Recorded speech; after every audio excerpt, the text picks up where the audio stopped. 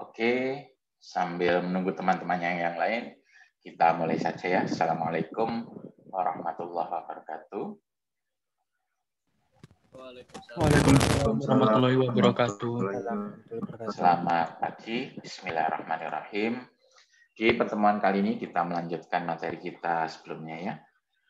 Jangan lupa untuk sesi online ini, saya juga mencatat ini apa namanya? Keaktifan mahasiswa ya. Jadi silakan memanfaatkan sesi online ini seoptimal mungkin ya. Jangan mau kehilangan paket data, tapi tanpa menggondol boy ya. Oke, untuk pertemuan kali ini kita akan belajar tentang flat tabel ya. Oke, langsung aja. Jadi pertemuan kali ini kita akan membahas tentang flat tabel. Nah, sebelum masuk, kita akan review dulu ya. Yang pertama, apa peranan, saya minta tolong dijelaskan, apa peranan database ya dalam sebuah aplikasi. Silakan, mungkin ada yang bisa membantu. Untuk menyimpan data, Pak. Untuk menyimpan data. Untuk menyimpan data. Oke, sebentar saya catat dulu.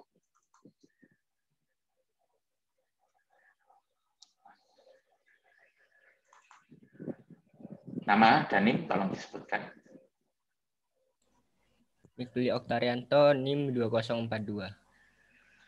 Terakhir, Pak. Yang 4 digit terakhir. Oke.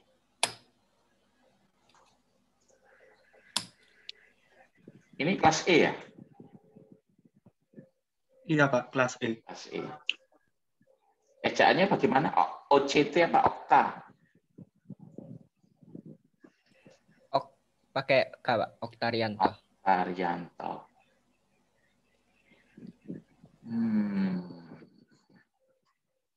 NIM-nya berapa digit terakhirnya? 3 digit terakhir.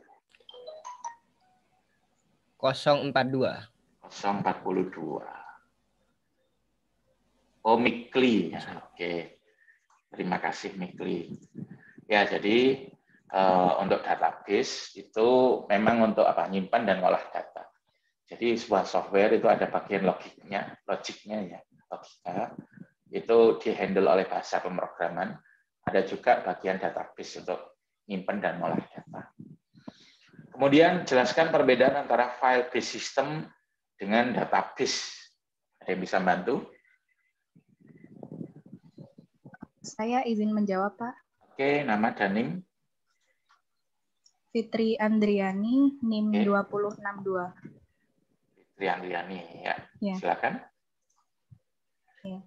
Jadi, file-based system itu berbeda dengan database, di mana data yang tersimpan dalam file-based system itu disimpan dalam bentuk file yang tentu memiliki ekstensi file tertentu ya, dan untuk mengakses data yang ada di dalamnya itu tentu dibutuhkan aplikasi yang sesuai dengan ekstensi file itu. Oke. Terima kasih Fitri. Jadi belum selesai, Pak. Oh ya, silakan. Oh ya. Kemudian jika database itu datanya itu disimpan secara sistematis dalam sistem komputer, di mana apabila data dalam file database dalam file based system itu tentu menyulitkan user dalam aksesnya jika data tersebut dalam jumlah banyak. Nah, berbeda dengan database yang memudahkan user untuk mengaksesnya karena telah disimpan secara sistematis dalam program komputer. Kemudian kelebihan database ini juga memiliki kemampuan dalam melindungi data yang ada di dalamnya dari orang yang tidak memiliki hak akses. Begitu, Pak. Terima kasih. Oke, terima kasih ya. Jadi file-based system itu digunakan oleh aplikasi-aplikasi biasa, MS Word, Excel. Nah, kalau database, nah itu menggunakan kayak sistem file tersendiri. Jadi kalau Word, Excel itu bisa Anda cari di hard disk ya. Jadi pakai Explorer ketemu filenya. Tapi kalau database, dia kayak bikin partisi sendiri ya. Jadi Anda buka Windows Explorer itu nggak kelihatan. Ya. Nah, untuk database itu kemampuannya itu sangat jauh ya. Untuk pengolahan data, untuk penyimpanan data, pelacaan data itu sangat jauh di atas file base system. Bahkan bandingkan Excel nggak ada apa-apanya. Ya. Nah, seperti itu. Kemudian jelaskan perbedaan antara database dengan DBMS. Ada yang bisa menjelaskan? Silakan.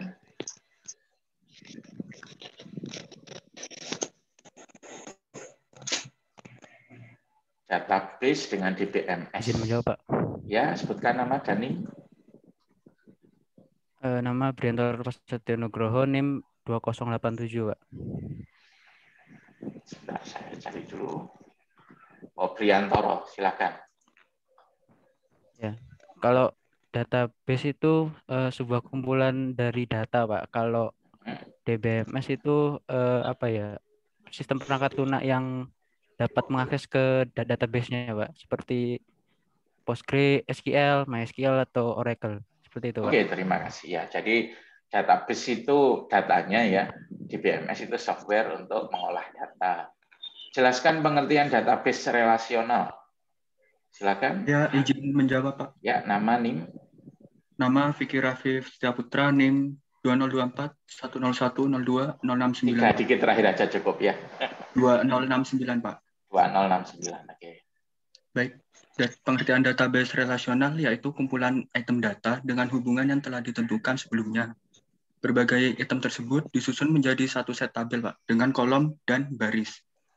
Nah, pada tabel digunakan untuk menyimpan informasi tentang objek yang akan dipresentasikan dalam database. Oke, terima kasih. Ya. Jadi database itu macam-macam ya jenisnya. Ada yang object oriented, ya. Ada yang relasional. Nah, untuk yang kita pelajari di sini adalah yang relasional. Relasional itu merupakan standar industri. Jadi umumnya memang relasional. Nah, apakah relasional itu? Kalau relasional, datanya itu disimpan dalam tabel-tabel atau relasi. Ya. Terus antar tabel itu punya hubungan atau relationship. Seperti itu. Oke, kita masuk ke halaman selanjutnya. Jadi di pertemuan kali ini kita akan membahas tentang flat tabel. Ya. Jadi sebenarnya flat tabel ini bukan hal yang wajib ketika mendesain database ya. Untuk orang yang sudah pro gitu nggak usah flat tabel. Tetapi pengalaman pribadi saya ya, ada mahasiswa yang kesulitan dengan konsep yang agak abstrak, misalnya entity. Tujuannya flat tabel ini untuk mencari entity sebenarnya. Ada yang mahasiswa atau orang yang bisa langsung nangkep ya. Misalnya dikasih suatu kasus, entitinya apa aja, itu sudah langsung jalan sendiri. Tapi ada, dan menurut saya cukup banyak, mahasiswa yang nggak bisa nangkep. Jadi misalnya dikasih suatu contoh kasus, desain database, waduh ini entitinya apa saja ya, bingung dia. Ya, nah untuk mahasiswa seperti itu, nah, itu bisa dibantu dengan flat tabel ini. Jadi ini sifatnya tidak wajib, ya. Tapi untuk mempermudah Anda bagi yang kesulitan membayangkan atau memahami konsepnya entity. Ya. Nah, kalau Anda sudah pro, nah ini bisa dilewati. Jadi flat tabel adalah suatu tabel yang digunakan untuk nyimpen data-data di database. Jadi kita bikin satu ya, satu tabel. Nah, semua data yang butuh disimpan di database, Anda masukkan ke sana. Ya. Itu gunanya flat tabel ya. Nah, apa gunanya flat tabel? Tujuannya kita bikin flat tabel. Yang pertama untuk mengidentifikasi entity. Ya. Entity itu tentang apa saja data yang disimpan di database. Kemudian yang kedua mengidentifikasi atribut setiap entity. Ya. Misalnya ya, untuk database toko, kira-kira tentang apa saja sih yang harus masuk? Ada yang bisa membantu database toko? Tidak perlu disebutkan per item datanya lengkap, tapi tentang apa saja sih kira-kira? Poin-poin apa saja yang disimpan di database toko itu? Yang bisa bantu mungkin. Ya, nama NIM? Nama Vicky, NIM 2069, Pak. Oke, silakan Vicky. Untuk database toko mungkin tabelnya bisa diisi nama barang, ketersediaan barang, harga barang, dan jumlah barang, Pak. Oke, terima kasih ya. Tentang apa saja sih database atau data yang disimpan di toko ya tentang yang jelas tentang produknya ya. Terus pegawainya, tentang pegawai. Kita nggak terlalu detail ya kalau entity. Nah, tentang apa saja, jadi istilahnya cuma bab-babnya gitu loh. Ya. Terus tentang apa transaksi ya kan. Nah itu entity. Nah ada orang yang kesulitan mencari entity dari awal. Kalau ada soal cerita nggak bisa. Ada yang memang secara alami bisa, tapi ada yang nggak bisa. Nah, ini gunanya flat tabel untuk membantu atau untuk prosedur untuk mencari entity. Permisi, izin bertanya, Pak. Oke, nama NIM? Mikli Oktarianto 042. Ya. Itu berarti entity ini sama dengan nama tabel ya, Pak? Atau berbeda, Pak? Ya, bisa dikatakan hampir sama. Tapi nanti satu entity nanti bisa diwujudkan menjadi beberapa tabel ya. Jadi langkah pertama nanti ketika kita akan desain database itu harus tahu entity-nya apa dulu. Karena nanti entity itu menjadi calon tabel. Nah, ini sangat penting ya. Kalau keliru desainnya itu nanti nggak jalan database-nya nanti. Nah, jadi jawabannya adalah bisa dikatakan seperti itu meskipun nanti satu entity bisa dipecah menjadi beberapa tabel. Gitu ya. Ya. Oke. Nah, misalnya kita mau membuat flat tabel ya untuk database tertentu. Nah, dari mana kita mulai? Nah, jadi flat tabel itu kan isinya data-data yang harus disimpan di database ya. Nah, untuk mulai, kita bisa memulainya dari peristiwa-peristiwa yang datanya perlu dicatat. Ya. Jadi dari peristiwa. Nah, biasanya itu sudah dapat banyak di sana. Contoh untuk perpustakaan, pas peminjaman buku. Ya. Soalnya peminjaman buku kan melibatkan banyak hal, bukunya sendiri, peminjam, pegawai, ya kan? Atau pembelian buku baru. Nah, itu. Terus contohnya misalnya kalau dari database toko pada saat penjualan barang. Nah, penjualan barang kan melibatkan banyak hal sudah. Barangnya sendiri, ya, transaksi, pegawai yang melayani, ya. Terus atau dari pada saat kulaan ya. Kalau misalnya dari sistem informasi akademik, kita nyari peristiwanya apa yang perlu dicatat. Pas KRS, ya kan? Pas tatap muka, atau pada saat entry nilai. Nah, Anda bisa membuat flat tabel dengan mencatat data-data dari peristiwa itu. Ya. Kalau penjualan barang, kira-kira apa sih yang harus dicatat? Ya jelas barangnya ya, transaksinya itu. Barangnya, transaksinya, pegawainya. Kalau KRS, mahasiswanya, mata kuliahnya, ya kan, dosennya, terus apalagi ya semesternya, tahun ajarannya, ya seperti itu. Nah, panduan pembuatan flat tabel, nah ini prosedurnya ya. Yang pertama, masukkan semua data yang perlu disimpan di software ke satu tabel. Cukup satu aja ya, dimasukkan semua. Boleh memasukkan beberapa data di sebuah sel atau multi-value attribute. Misalnya ada orang punya beberapa nomor HP gitu ya. Nah, kalau nomor HP-nya 2 atau 3 dimasukkan ke satu sel aja, dikasih koma gitu, nggak apa-apa. Yang kedua, catat data dalam format tabel. Tidak semua orang berpikir dalam bentuk tabel. Kalau kita belajar database relasional, maka kita harus bisa berpikir dalam format tabel. Kemudian yang ketiga, jangan memasukkan data yang bisa diturunkan dari data lain. Ya, jadi contoh ya, misalnya tabel mahasiswa, kita ingin nyatet umur. Nah, umur kan bisa diturunkan dari tanggal lahir. Nah, jadi untuk data-data yang bisa diturunkan dari data lain di flat tabel itu jangan dimasukkan ya dalam flat tabel. Yang keempat, rancanglah struktur tabel atau struktur kolom sedemikian hingga kalau terjadi perubahan tidak sampai merubah kolom-kolom. Jadi kalau ada datanya yang berubah, ada data yang bertambah atau berkurang, itu nggak sampai merubah kolom. Ya. Nah itu panduan pembuatan flat tabel ya. Oke. Lanjut. Nah, contoh yang melanggar panduan 2 ya. Panduan 2 itu apa? Catat data dalam format tabel. Nah, ini ya.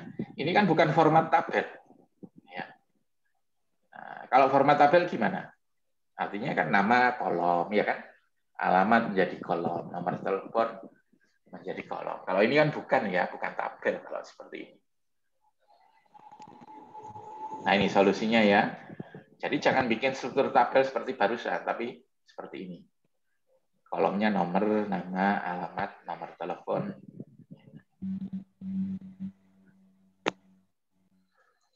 Kemudian contoh yang melanggar panduan 3. Panduan 3 itu jangan memasukkan data yang bisa diturunkan dari data lain di flat tabel. Nah, ini ya contohnya yang atas, misalnya transaksi penjualan. Ya. Transaksi penjualan, kemudian ada harga, jumlah, total. Total ini kan bisa diturunkan dari harga dikali jumlah. Sehingga total nggak perlu. Ya, nggak perlu dimasukkan. Cukup nomor, nota, tanggal, produk, harga, jumlah. Ya. Kemudian contoh yang melanggar panduan 4. Ya. Misalnya ada counter pulsa ya. Nah, orang yang jualan itu nyatat seperti ini, nomor HP. Indosat, Telkomsel, XL, Smartfren ya. Masing-masing ada nominalnya. Kalau ada orang beli, nomor HP-nya catat centang-centang seperti itu. Ya. Nah, sekarang kenapa ini disebut melanggar panduan nomor 4? Ada yang bisa bantu?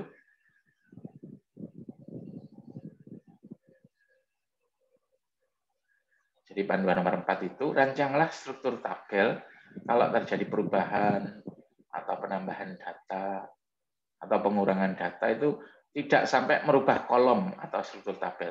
Kalau nambah baris nggak apa-apa, tapi jangan sampai merubah kolom.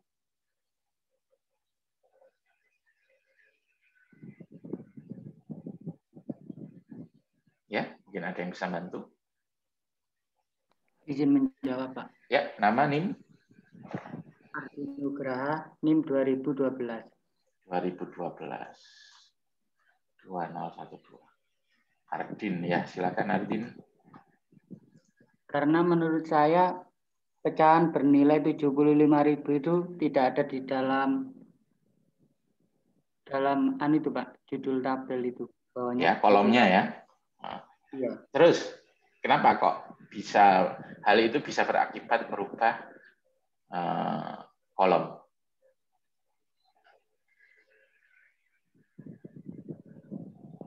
Mohon maaf, Pak, bisa diulangi? Kenapa kok kalau seperti ini rentan berubah kolomnya?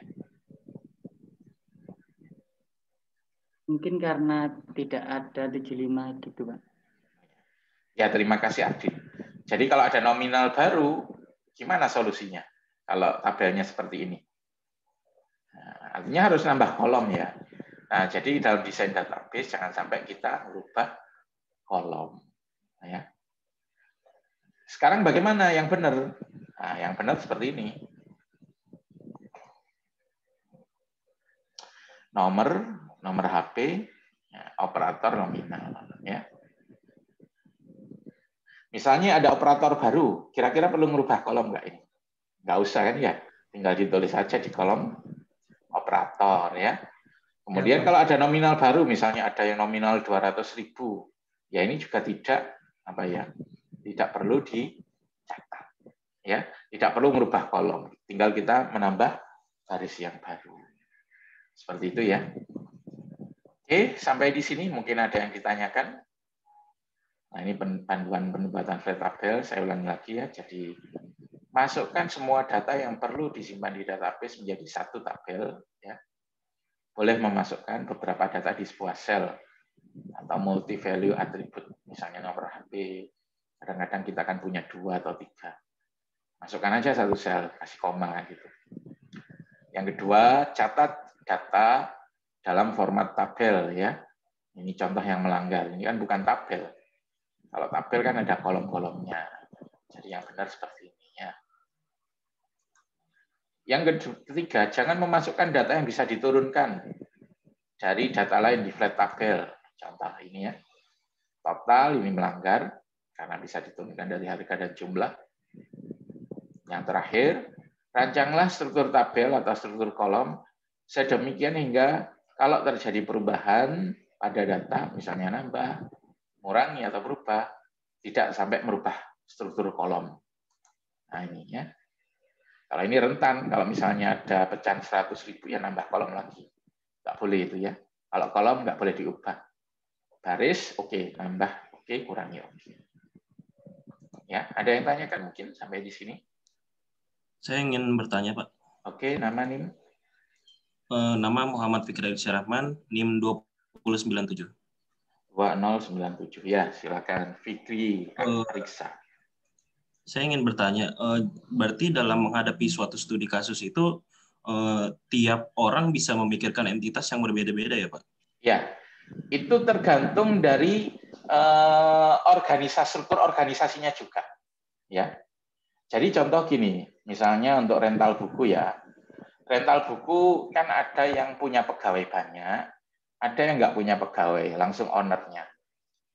Ya, nah sekarang kalau terjadi transaksi, kalau yang nggak punya pegawai kan langsung ownernya sendiri. Nah, kira-kira entitas pegawai butuh nggak? Kan nggak usah, toh. Tapi kalau misalnya pegawainya banyak, shift-shiftan, ketika terjadi transaksi, perlu nggak nyatet siapa yang memproses peminjamannya? Kan perlu, ya. Bahkan perlu juga entitas shift, ya. Harus ada data tentang shift-nya, selain harus ada data tentang pegawainya. Jadi itu tergantung kondisi yang kita alami, sama-sama rental buku, tapi kalau struktur organisasinya berbeda, pencatatannya berbeda, maka entitas yang muncul itu juga berbeda. Seperti itu ya. Yang lain mungkin ada yang ditanyakan? Cukup menyebutkan 3 digit lah, 4 digit NIM ya terakhir. Jangan lengkap. Oke, kita lanjut. Buat flat tabel untuk mencatat data mahasiswa. Silakan. Boleh ditulis di kertas, boleh di Excel, di crop, dikirim ke saya. Kalau di kertas, di foto aja, dikirim ke saya via Zoom.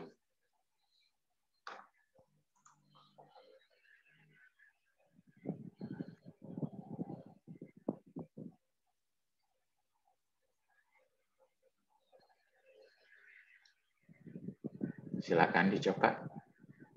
Flat tabel untuk menyimpan data mahasiswa. Mohon maaf Pak, Ya.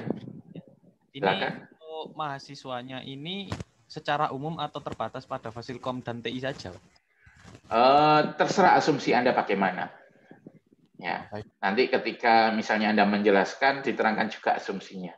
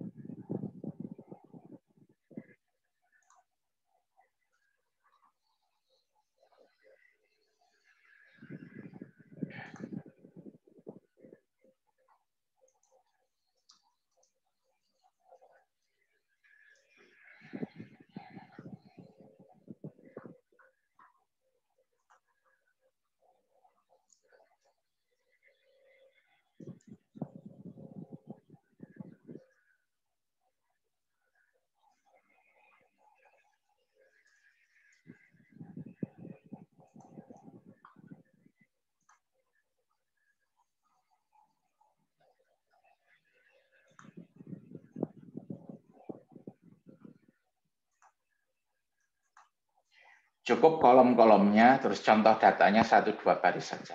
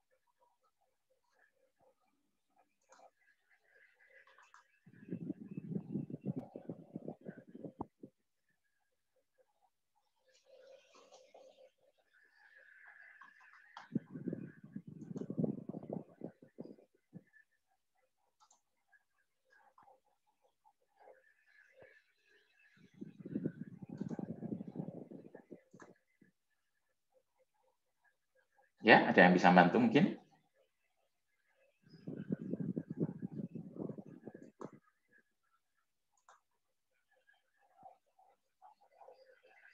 Nggak ada? Oke, kalau nggak ada, saya lanjutkan ya. Nah, ini contohnya ya. Jadi, data-data yang perlu disimpan untuk mahasiswa ya, NIM, nama, alamat, misalnya jalur masuk, hobi. Nah, bisa Anda tambahkan sendiri ya, yang lain. Ya. Seperti itu. Apa kira-kira yang bisa ditambah? NIM, nama, alamat, jalur Nomor masuk. handphone, Pak. Oke, nomor handphone. Apalagi? Email, Pak. Email. NIM, Pak. Program studi. NIM, Yang lain, Pak. prodi. Ya. Lama-lama kan akhirnya teridentifikasi semua kan? Ya. Apa yang perlu ditambahkan ke sini? Nah, ini contoh sederhana saja ya.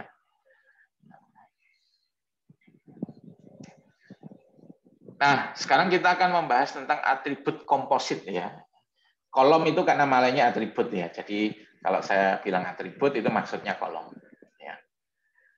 Nah, sekarang saya tanya, jelaskan apakah pencarian data berikut bisa diselesaikan secara programming. 1. Tampilkan kota asal mahasiswa dan jumlah mahasiswa yang berasal dari kota tersebut. Jadi misalnya kita sudah punya tabel mahasiswa, ya, seperti yang di layar di PPT. Kemudian kita mau melakukan query diselesaikan secara programming ya, bisa nggak? Saya mengeluarkan hasil seperti ini. Tampilkan kota asal mahasiswa dan jumlah mahasiswa yang berasal dari kota tersebut. Ada yang bisa bantu mungkin? Bisa nggak? Yang saya tanyakan bisa apa enggak? Alasannya apa? Izin menjawab, Pak. Nama NIM? Roberto. Nah, kan nama Roberto Carlos Hari Orlando, Oke. NIM 2007, Pak. Oke. Silakan. Menurut saya sih bisa, Pak. Soalnya kan udah dari awal kan udah ada semua datanya, misalnya dari provinsi mana, terus mahasiswanya itu siapa aja. Kayak sepertinya contoh simpelnya kayak di Word atau di PowerPoint itu kan di Ctrl F gitu, Pak. Misalnya kita nyari misalnya kota Jember kan itu udah keluar semua Jember. Ada berapa data yang namanya itu dari Jember kan langsung muncul. Ada berapa jumlahnya, Pak? Oke, tapi Saya itu izin kan menjawab, Pak. manual ya? Iya. Manual kan ya? Jadi gini, kita harus tahu daftar nama kota di seluruh Indonesia, terus kita kontrol F satu persatu. Yang saya maksud diselesaikan secara programming. Kalau Anda menurut bikin saya, software. Ya, silakan. saya izin menjawab, Pak. Kalau Mikli. misal Ya, ya Mikli Otarianto NIM 2042, ya. saya izin menjawab. Kalau misal kolomnya itu seperti ini, Pak. Jadi kota dan provinsi itu jadi satu bersama dengan jalan dan alamatnya itu ya, Pak. Kalau secara query itu tidak bisa, Pak. Karena Secara programming ya. Ya, secara programming tidak bisa. Karena query itu tidak bisa mengidentifikasi satu jenis kata doang. Jadi harus semuanya, Pak. Ya. Jadi kalau misal kolom ini isinya Bondowoso semua itu baru ditampilkan semua, Pak. Kalau misal kayak gini tidak bisa. Oke, solusinya bagaimana kira-kira Mikli? Agar bisa menampilkan nama kota dan banyaknya mahasiswa dari kota, dari tiap kota. Kalau begitu harusnya dibikin kolom kota juga kolom provinsi, Pak. Oke. Jadi berbeda. Oke, terima kasih. Ya. Jadi memang benar apa yang dikatakan Mikli. Jadi soal nomor 1, 2 itu tidak bisa diselesaikan secara programming ya. Kalau ingin tahu nama kota dan provinsinya kan harus motong dari alamat. Masalahnya kalau diselesaikan secara programming, itu kan polanya harus jelas ya. Mau motong dari huruf keberapa sampai huruf keberapa. Untuk provinsinya harus huruf berapa sampai huruf berapa. Nah kalau ini kan nggak jelas. Nama jalannya saja, panjang pendeknya beda. Nah solusinya gimana? Nah solusinya ialah dipisah menjadi kolom-kolom sendiri ya, atau atribut sendiri. Jadi ada kolom kota, ada kolom provinsi. Nah ini namanya komposit atribut ya, atau kolom komposit. Jadi suatu kolom sebenarnya itu berisi dari data beberapa kolom. Nah itu harus kita pisah ya untuk flat tabel ini. Nah, jadi solusinya seperti ini ya. Jadi solusinya, nah ini ya. Jadi kota bisa sendiri, jalan bisa sendiri, provinsi bisa sendiri. Jadi kolom yang komposit harus dipisah menjadi kolom-kolom yang tersendiri. Ya. Nah, tapi ingat bahwa komposit atribut itu sifatnya relatif. Ya. Jadi misalnya untuk database mahasiswa ya, sister. Itu kan mahasiswa mesti ada RT/RW-nya. Nah, RT/RW di sini itu bukan komposit ya, nggak perlu dipisah. Kenapa? Karena saya rasa kalau di perguruan tinggi itu nggak ada query misalnya tampilkan jumlah mahasiswa per RW di Kabupaten Jember gitu, ya kan? Apa perlunya kalau seperti itu, ya kan? Karena sehingga untuk database mahasiswa kolom alamat ya yang RT/RW, komponen RT/RW itu bukan komposit. Tapi untuk kolom sistem informasi misalnya kelurahan ya, di kependudukan kelurahan, RT/RW itu komposit ya, jadi jangan diletakkan bareng dengan alamat. Kenapa? Karena bisa jadi Pak Lurah misalnya butuh data, tampilkan jumlah penduduk miskin per RW. Nah, kalau seperti itu, maka RT maupun RW itu sifatnya komposit, harus dipisah menjadi kolom-kolom sendiri. Ya. Nah, jadi untuk yang komposit, untuk kasus komposit, nah itu yang harus dipisah ya, jalan sendiri, kota sendiri, provinsi sendiri. Namun, yang perlu digarisbawahi di sini,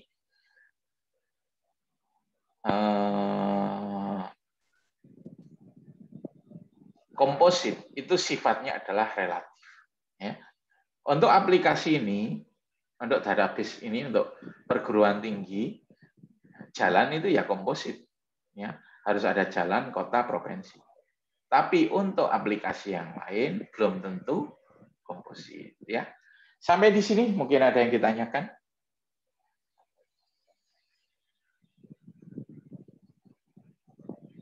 Nggak ada? Nah, oke, kalau nggak ada, ya silakan ada latihan. Oh maaf, ini 2 nomor ya.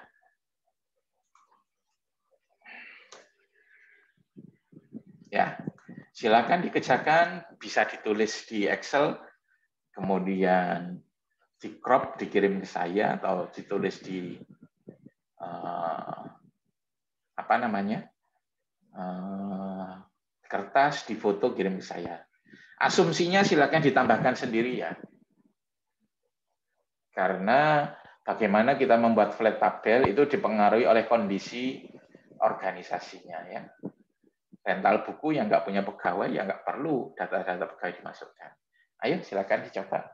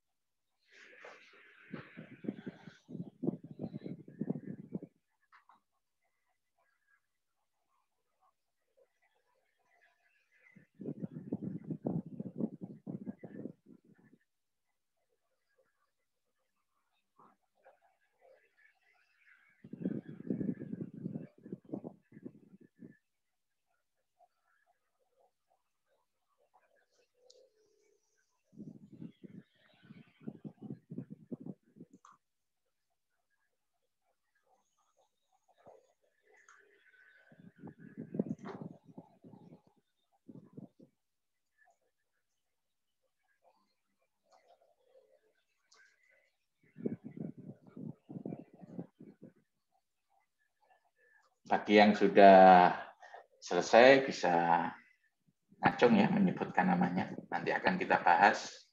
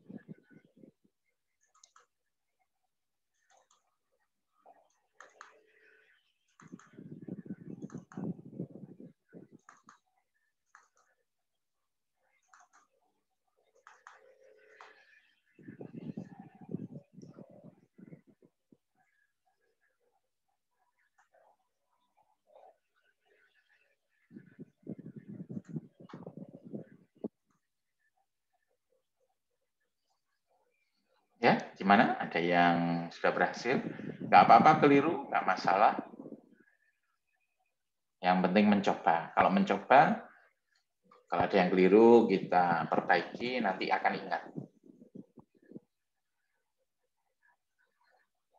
Saya mau coba, Pak, tapi yang nomor 1 dulu. Nggak apa-apa. Oke, satu aja, saya satu-satu. Yang lain untuk temannya ya. Kita ya. Iya, Pak, NIM 2050. Oke, saya catat dulu. Apa mau di-share atau seperti apa kita? Ini sebentar lagi mau saya kirim, Pak, di chat. Oh, oke.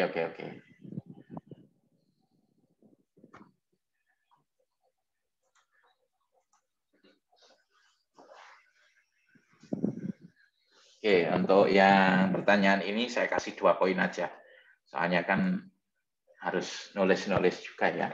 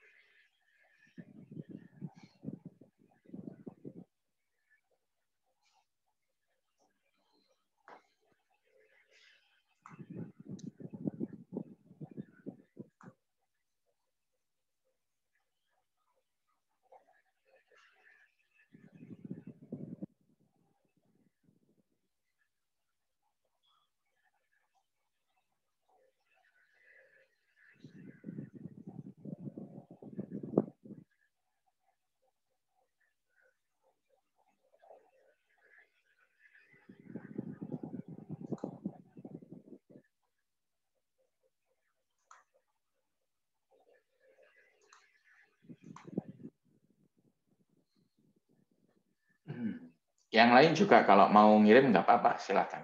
Oke, saya download. Ya, sudah dikirim oleh kita ya.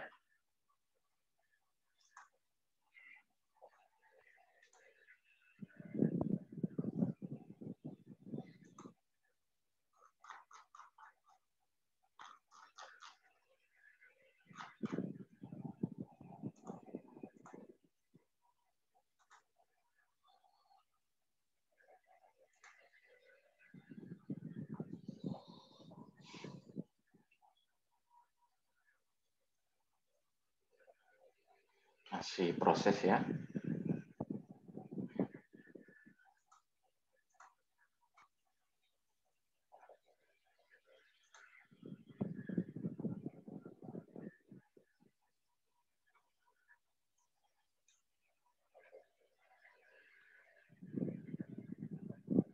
Memang komputer saya agak lambat ini.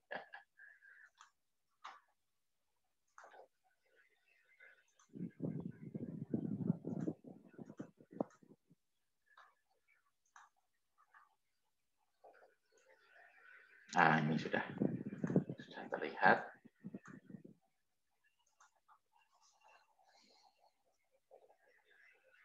Oke, saya share ya. Ini.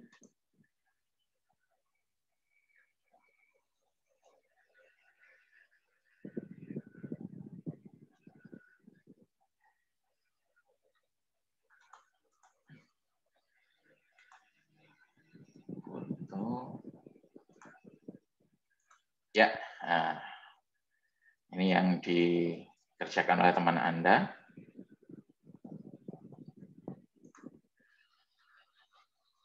Ya, tanggal peminjaman, kategori buku, judul buku, nama peminjam, nomor HP, alamat. Ya, benar ya. Tapi ini tergantung kondisi dari organisasi yang ini ya, atau kondisi dari rental bukunya. Contoh ya, misalnya pegawai. Nah, ini kan tidak menuliskan siapa pegawainya, ya kan? Nama pegawainya nggak ada. Ini mungkin asumsinya kita ialah yang rental bukunya nggak ada pegawainya, jadi pemiliknya langsung yang melayani ya. Tanggal peminjaman, kategori judul, harga sewanya juga nggak ada ya. Nah, jadi panduan nomor 1 tadi ialah masukkan semua data yang harus disimpan. Ya, kalau harga sewanya harus disimpan, ya harus masuk ya. Nah, dari sana itu juga akan teridentifikasi data-data lain ya. Contoh, untuk setiap buku itu kan punya harga beli. Ya, harga beli. Nah, harga beli itu juga kan perlu dimasukkan. Ya memang kalau untuk kasus peminjaman, proses peminjaman nggak usah dicatat. Ya. Tapi di sini kan kita mengidentifikasi atau mencari data-data yang perlu dimasukkan. Ya, jadi ya kayaknya harga beli juga butuh gitu loh. Itu kan termasuk keterangan tentang buku. Meskipun kalau untuk skup penyewaan saja, ya transaksi penyewaan itu nggak perlu. Tapi kalau misalnya Anda bikin flat tabel mulainya dari pembelian buku. Nah, kalau ada buku baru, kita beli buku, kulaan buku ya istilahnya, itu kan perlu dicatat. Nah, kalau misalnya kita mulainya dari pembelian buku, ya harga awal buku ya harus dicatat juga. Jadi harus masuk ke flat tabel juga ya. Jadi intinya kita bisa mengumpulkan data untuk flat tabel ini dari beberapa poin ya. Tapi poin yang dianjurkan itu dari kegiatan yang sifatnya transaksi. Kalau rental buku ya ketika ada orang minjem buku, ketika kita kulaan. Nah, dari sana, dari dua hal tersebut, maka data-data penting yang harus disimpan di database itu akan bisa teridentifikasi. Seperti itu ya.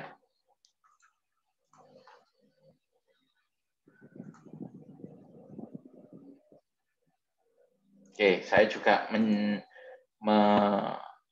mencoba mengerjakan tadi ya. Nah, saya share yang punya saya. Nah, hampir sama ya. Nomor nota, tanggal, nama member, alamat, HP ya. Nah, itu nama, alamat, HP ya harus dicatat ya, alamat HP. Karena apa? Karena kalau nggak dicatat ya lari orangnya. Kalau bukunya nggak balik-balik nanti kita nagihnya ke siapa ya? Judul buku. Nah ini kasusnya yang multi value attribute ya.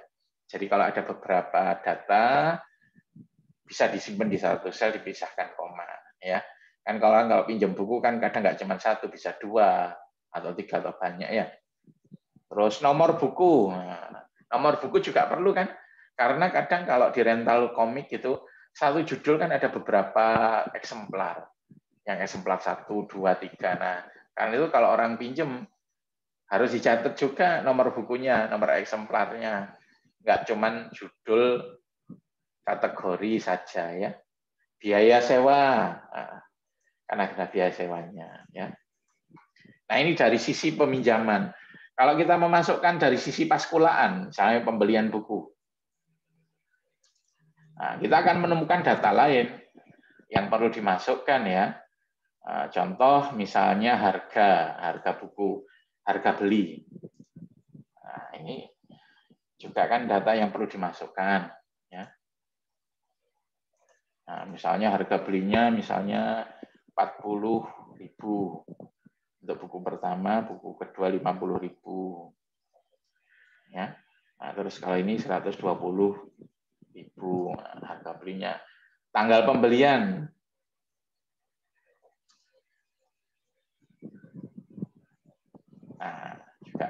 juga harus kita catat ya. Nah, jadi memang dianjurkan mulai dari pencatatan peristiwa yang sifatnya transaksi. Karena dari sana itu kita akan menemukan banyak sekali data yang perlu kita masukkan ya. Kalau rental buku ya pas peminjaman buku, pembelian atau pada saat pulaan buku, nah nanti akan muncul kolom-kolom data apa saja yang harus masuk ke database. Oke, untuk soal nomor 1 mungkin ada yang ditanyakan, silakan. Tanya, Pak. Ya, silakan. Dion ya, saya catat dulu. Iya.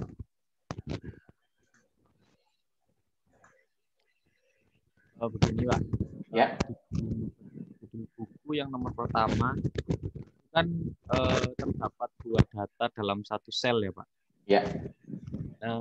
Kalau misalnya dari segi efektivitas itu lebih baik ditaruh satu sel begini apa bisa jadi 2 sel? Oh, kalau untuk flat tabel ditaruh di satu sel nggak apa-apa. Soalnya tujuan kita ini bukan desain akhir ya. Jadi untuk yang flat tabel ini itu nggak kita jadikan sebagai desain database-nya enggak. Ini untuk flat tabel tujuannya masih ingin tahu nanti kira-kira yang masuk ke database ini data tentang apa saja gitu. Jadi nanti struktur database-nya enggak seperti ini. Jadi kembali ke awal, tujuan dari flat tabel ini untuk mengetahui data tentang apa saja sih yang harus masuk ke database gitu. Ya. Jadi masih belum masuk ke strukturnya. Gitu ya. Memang benar kata Dion, nanti pada akhirnya nggak boleh ada multi value attribute, itu nggak boleh. Tapi untuk tahap awal ini tujuan kita masih belum membuat struktur tabelnya seperti apa, hanya ingin mengetahui kira-kira data apa saja sih yang patut dicatat gitu. Ya. Baik, yang Pak, lain mungkin. Oke, sama-sama. Yang lain? Emang ada orang yang punya feeling ya, jadi tanpa pakai flat tabel saja sudah ngerti. Oh, kalau untuk persewaan buku, data yang harus saya catat itu misalnya tentang bukunya, tentang transaksinya, tentang pembelian, tentang pegawai. Tapi tidak semua orang bisa seperti itu. Ya, karena itu bagi yang nggak bisa dibantu oleh flat tabel. Kalau Anda sudah pro ya nggak usah seperti ini. Gitu ya. Oke. Yang nomor 2, ada yang bisa bantu? Saya izin menjawab nomor 2, Pak. Oke, nama NIM? Nama Vicky Rafif Setiaputra, NIM 2069, Pak. 2069. Oke. Langsung saya catat 2 poin. Karena ini kan lumayan panjang ngerjakannya. Silakan. Baik, Pak, sebentar.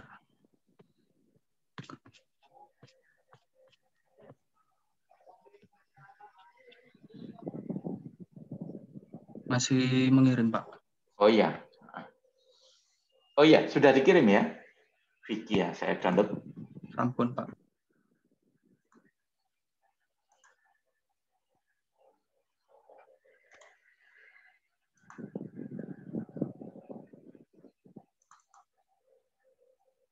Ditunggu ya.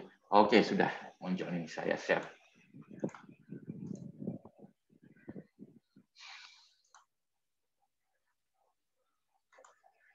Nah, oke, sudah tampil ya.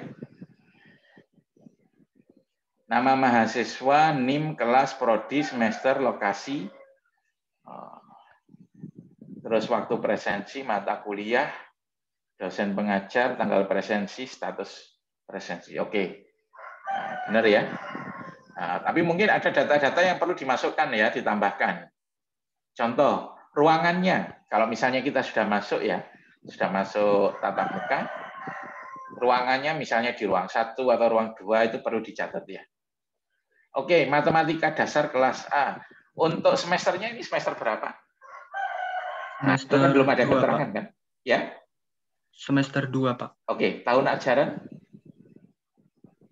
Nah, kan belum ada kan? Pak. Karena nanti semua data presensi untuk semua tahun ajaran itu dijadikan di satu tabel nantinya. Nah, itu ya, tanggal presensi, status presensi, mata kuliah, kode mata kuliah. Jadi di sini kita sudah tahu, oh harus ada data tentang mata kuliah yang masuk ya. Jadi dari sini kita sudah tahu ya, yang pertama dia mencatat apa, data tentang mahasiswa, ya kan? Mahasiswa sendiri nanti kolom-kolomnya ada banyak sebenarnya, ya kan? Nama, NIM, alamat, terus nomor HP, email, password, ya kan? Tentang mata kuliah misalnya kode, ya, terus nama mata kuliah, kelas, ya kan?